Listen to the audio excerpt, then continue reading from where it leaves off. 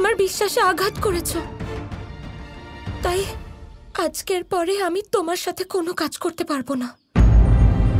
আমাকে ক্ষমা করো। না রাধা, তোমার ক্ষমা চাওয়ার কোনো দরকার নেই। ক্ষমা আমি চাইছি তোমার কাছে। জানি না আমার কি হয়েছিল। আমি তোমাকে কথা দিচ্ছি যে ভবিষ্যতে এরকম কখনো হবে না। আমি জানি আমি তোমার বিশ্বাস হারিয়ে ফেলেছি রাধা, কিন্তু আমি সেটাকে পুনরুদ্ধার করব। আমার যেটা দরকার সেটা হলো আর একটা সুযোগের। তাহলে বলো রাধা, তুমি কি আমাকে সেই সুযোগটা দেবে?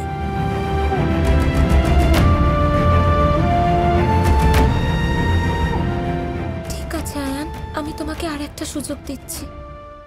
আমি দুর্বাসা মুনির প্রিয় পুষ্প আনার দায়িত্ব পেয়েছি। আমি কপাটের বস্ত্র বানিয়ে তোমার দায়িত্ব পূরণ করছি। তুমি ওনার প্রিয় পুষ্প এনে আমার কাজটা করে দাও। পরস্পরের সাথে যোগাযোগ করার জন্য আমাদের একে অপরের কাজে সাহায্য করতে হবে, তাই না? তুমি ঠিক বলেছ রাধা। আমি এখনই গিয়ে ফুল নিয়ে আসছি।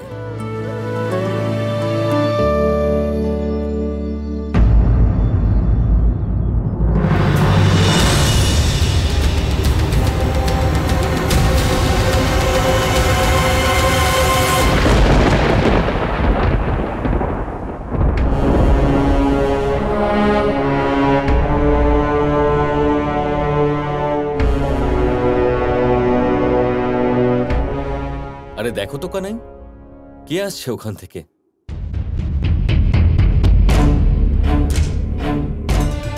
আপনি এখানেই দাঁড়ান,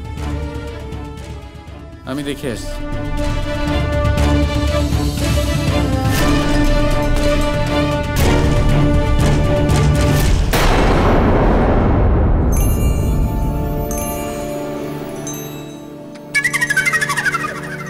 প্রণাম সাধু বাবা। আপনি এখানে কি করতে এসেছেন? কি হলো বলুন, কোথায় যাচ্ছেন? কিছু তো বলুন। খিদে পেয়েছে তাহলে? আচ্ছা, আপনি মৌনী বাবা, তার মানে আপনি তো কিছুই বলবেন না, তাই না?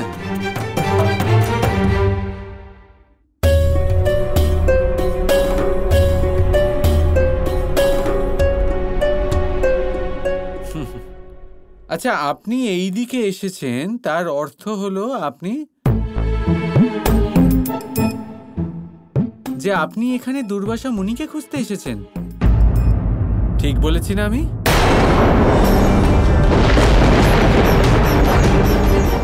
দুর্বাসা মুনি ওখানে আছেন। যান, আমি জানি আপনি মৌনী বাবা। আমি আপনার ধন্যবাদ শুনে নিয়েছি। আসুন।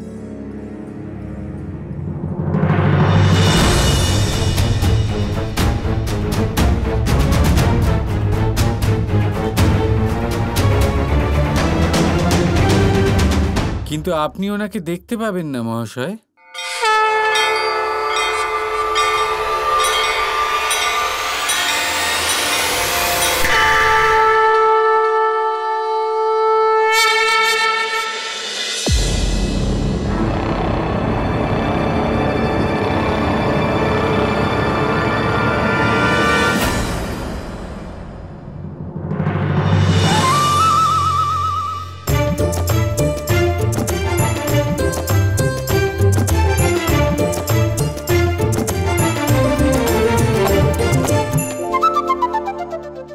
কোথায় দুর্বাসা মুনি? কাউকে দেখতে পাচ্ছি না কেন?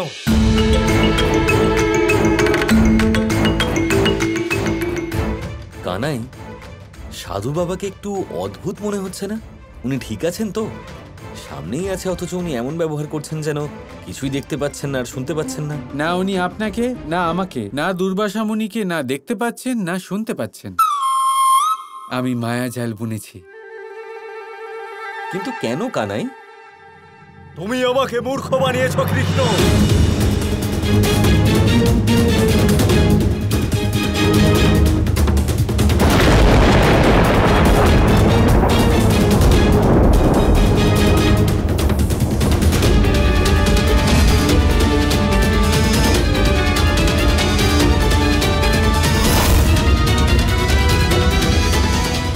এবার বুঝলেন?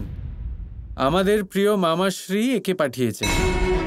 এটা দেখার জন্য যে আমি দুই স্থানে একসাথে কি করে পৌঁছতে পারি, কিভাবে আমি একসাথে রাধার প্রাণও বাঁচিয়েছি আর ওনার তপস্যাও ভঙ্গ হলো না। ও,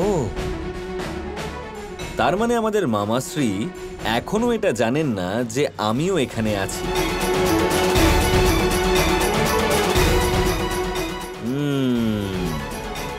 অসম্ভব, অসম্ভব! ওই দুর্বাসা মুনির তো এখানেই থাকার কথা, কিন্তু এখানে তো কেউ নেই।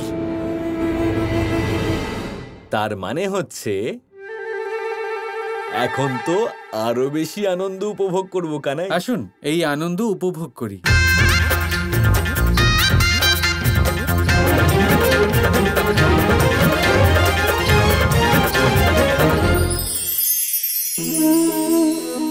সূর্যের কিরণ কতটা দৈব হয়, তাই না?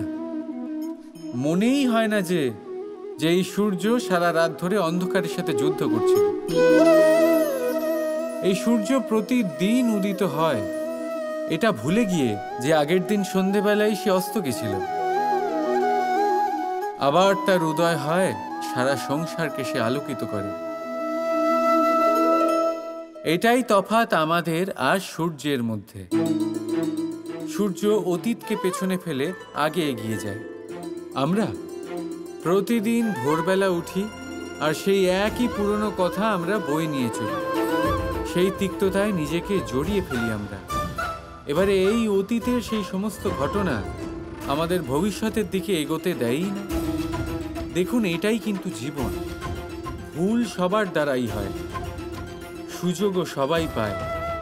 সকলের জীবনে অসফলতা অবশ্যই থাকে, সকলেই খারাপ দিনের সম্মুখীন হয়। কিন্তু এই সমস্ত কথা ভুলে গিয়ে যখন জীবনে আগে এগোবেন, তখনই তো এই সংসারে, এই আকাশে সূর্য হয়ে উজ্জ্বল হয়ে উঠবেন। তখনই তো এই সংসারকে আলোকিত করবেন। তাই প্রতিদিন জেগে উঠুন এক নতুন জন্মের সাথে, এক নতুন উৎসাহের সাথে, এক নতুন লক্ষ্য নিয়ে। কারণ ঘটে যাওয়া ঘটনা আপনাকে কষ্ট দেওয়ার জন্য নয়, শুধুমাত্র শিক্ষা দেওয়ার জন্য হয়। রাধা রাধা। এই বালক, আরে ওখানে নয় অসুর মহারাজ, এখানে দেখুন, এখানে।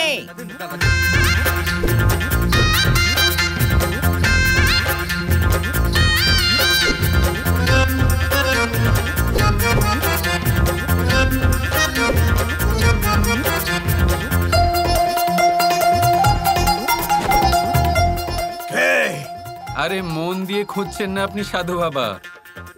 আরে ও আপনাকে বোকা বানাচ্ছে। পিছনে দেখুন, পিছনে। বন্ধ করো এই তামাশা। সাহস থাকলে আমার সামনে এসে বলো, কে তুমি?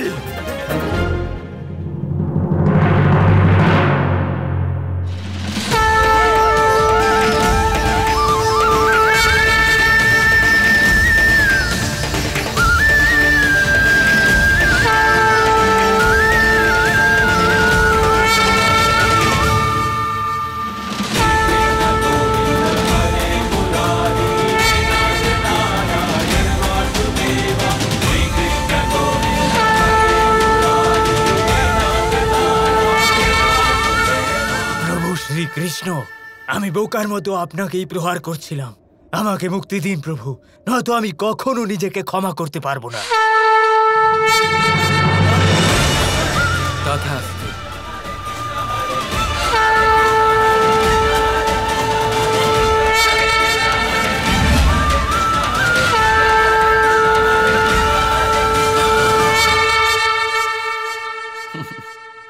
আমি ভাবছি মামাশ্রী তো শান্ত হয়ে বসে থাকার লোক নয়। তাহলে আপনি এখানে এইভাবে অদৃশ্য হয়ে ওনার তপস্যা রক্ষা করুন। আমি একটু রাধার সাথে দেখা করে আসি।